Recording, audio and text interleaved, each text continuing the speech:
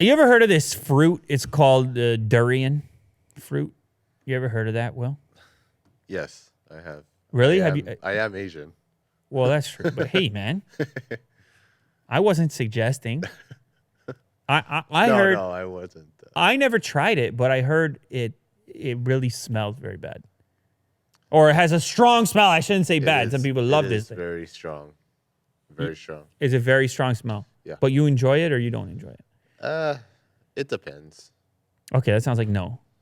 It depends. I mean, usually if I really enjoy a food, I don't say it depends. Like some people eat it like not cold.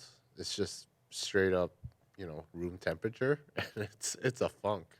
Okay, so that's the big issue is if it's cold or not? Yeah, if it's cold, it's actually okay. Just okay. See, you don't like this thing. You can say you don't like it. Oh, it's decent. Anyway, this is not why we're not actually talking about the flavor today. Okay. Apparently, this fruit has some magic powers, some real special science going on. World's smelliest fruit could charge your mobile phone in exceptional way, says new research. So it's got some fancy sponge going on, which apparently makes it a super capacitor, which I feel like Elon Musk probably has used that term before. I feel like in his life at some point he has said super capacitor. What do you think the odds are? Oh, yeah, 100%. 100%, okay. So apparently they can use the waste products from durian or jackfruit, which I don't even know what jackfruit is. Let's look that up. Jackfruit. It looks kind of like it's also a very weird looking fruit too. They definitely have that at TNT. I've seen it before. Yeah. Anyway, so they don't even need to. Apparently, they use the waste product of the fruit, which is even better because it's going in the garbage. Supposedly, they convert the fruit waste into a carbon aerogel using non-toxic methods. You following me still here, Will? Yeah, that's right. Of course they do. That's a lot of science. Yeah, of course they do. Aerogel. Of course they would.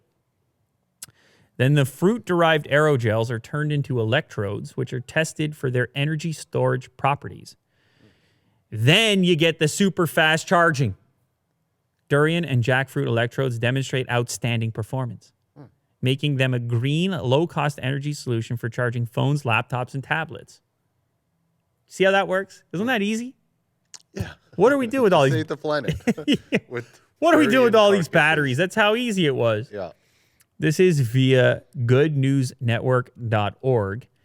And apparently the way these supercapacitors operate is they're able to, compared to batteries, supercapacitors are not only able to charge devices very quickly, but in orders of magnitude greater charging cycles than conventional devices. So, when you pick up one of those battery banks, they might be rated for 500 recharge cycles before you got to trash them and they don't perform the way they originally did. Apparently, this organic material here has even greater potential than that. Now, the way this tech would be implemented, you're not going to stick your USB cable into a bucket of durian. They'll have to find a way to package the thing, but it's amazing the type of stuff you find out there in nature when you're out there snooping around. You bump into a durian fruit, you look at it sideways, you say to yourself, that's a USB charger right there. Or you say, that smells very pungent. Yeah. You one or the other. Or you say, I'm going to eat that. It's spiky. The outside of it, it's pretty dangerous. Really? Yeah. Have you seen one? Well, yeah. Yeah. Well, I mean, you got a blade. You crack into it, don't you? Yeah. You would. But who would have thunk? Yeah. Well, I mean, you could say that about everything at one point. I guess so. Imagine all the people had to eat poisonous things and figure it out the hard way. Yeah. That ain't us.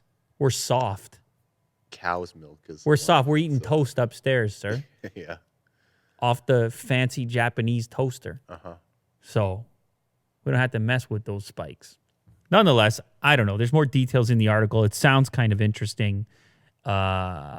As is the case with many of these findings, does it ever make its way into practical application, industrial application, commercial application? Man, who knows? But there's There's a group of people at the University of Sydney that seem interested in it, including Professor Vincent Gomez. So good luck to you, brother. Hopefully we can